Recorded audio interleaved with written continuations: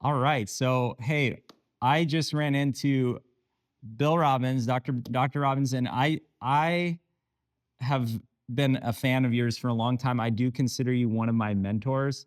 And my dad, who's our cameraman, Dr. Mike, is also a big fan. We've taken the Robbins and Rouse courses and been disciples of the whole program.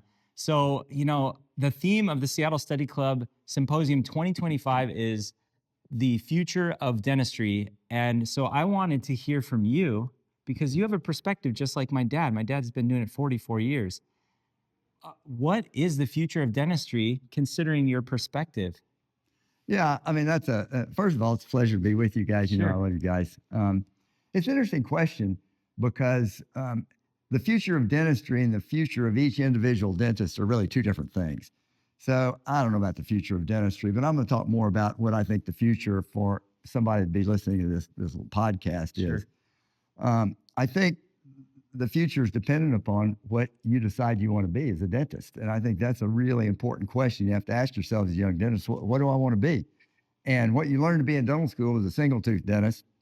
There's nothing wrong with that. It's an honorable way to make a living. And most dentists choose that as their way. The problem is it's financially rewarding, but it's not spiritually rewarding. At least for me, it wasn't. Mhm. And so I made a decision that I wanted to do more than single tooth dentistry. And I realized I was not capable of doing that with what I learned in dental school. So you have to learn it after you get out of dental school. I mean, there's nothing clever about that statement. But where do you learn to do it? And I think the place that makes the most sense to learn, and it's the slow way, it's not the fast way, and that is to develop relationships with people that know more than you do. In other words, the old idea of finding a mentor or two. And where do you do that? I mean, that's the hard part of the question is where do you find a mentor as a young dentist? And I think the answer is probably the most predictable way to find a mentor is in a study club setting. And I think, I know that most young dentists have a budget for CE, and commonly it's not a big budget. And if you don't have a big budget for CE, I think you get the most bang for your buck by joining a local study club.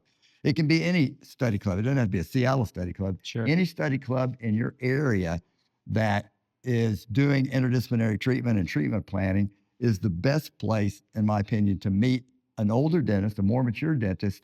And generally, it's younger dentists are reticent to approach older dentists and ask for help. And I'm going to What tell would you, be the question? Because I'll see someone like you, and if I didn't have my dad around, I don't think I'd just say, hey, Bill, like let's hang out. I have Yeah. a question. So but if you're in a study club, then you are in a position to do that because when you're a young person in a study club, I mean, mostly you're going to keep your mouth shut for a year or so. Sure. And then you're going to get to know who the players are. And you're going to pick out a couple based on what you've seen that, you really like what they do and you like their style and you like their intellect and you like what they've shown. And you just approach them and say, I'm an honor to be a part of this club. And I've really enjoyed watching what you've taught over the last year. And I'd love to learn from you. And I'm willing to put in the effort. If you ask me to do something, I'm willing to put in the effort. And that's a key part of being a mentee. Because in my personal life, if I ask a young dentist to do something like mount a case on an articulator, either virtually or analog, either way, Sure. it's fine. Then if they don't do that, if they don't follow through, then it tells me there's no real great interest there. So the behavior. that's right. That's Yeah. right. And so it's an issue of, first of all, approaching somebody, letting them know you're really interested, and then following up. Sure. I think that's the key. Well, I think those are great answers, and I really appreciate your time.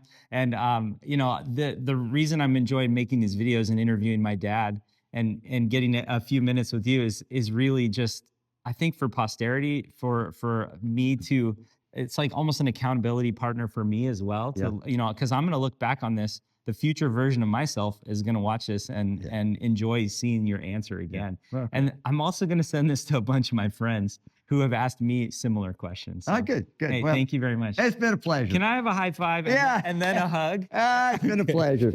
Thank you. Thank you right. guys for listening. All right, thank you.